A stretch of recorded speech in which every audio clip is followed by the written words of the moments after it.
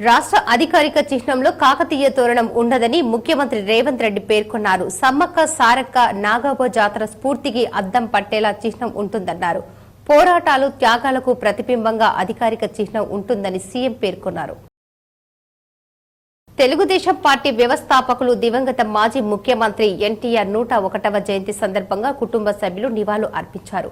Tollywood megastar Padma Vibhushan Chiranjeevi సైతం ఎన్టీఆర్ ను స్మరించుకున్నారు. భారతరత్నతోనే ఎన్టీఆర్ కు సముచిత గౌరవం దక్కుతుందన్నారు. రేంజల్ మండలంలోని బాగేపల్లి, కూనేపల్లి గ్రామాలలో ఏర్పాటు చేసిన పంచాయతీ పాలకవర్గ సమావేశంలో ఇన్ఛార్జ్ ఎంపీడీఓ శ్రీనివాస్ పాల్గొన్నారు. వేల్పూర్ మండలంలో వ్యవసాయ శాఖ ఆధ్వర్యంలో పచ్చలనడుకుడ సొసైటీ పరిధిలోని గ్రామ రైతులకు వానాకాలంకు సంబంధించిన విత్తన కొనుగోళ్లపై అవగాహన సదస్సు ఎంఏఓ నర్సయ్య నిర్వహించారు.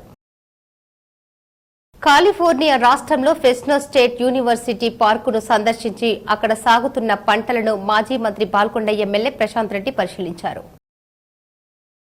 వ్యవసాయ కార్మికులంతా సంఘ నిర్మాణంకు పూనుకోవాలని అఖిల భారత ప్రగతిశీల వ్యవసాయ కార్మిక సంఘం రాష్ట్ర ప్రధాన కార్యదర్శి పి రామకృష్ణ పిలుపునిచ్చారు.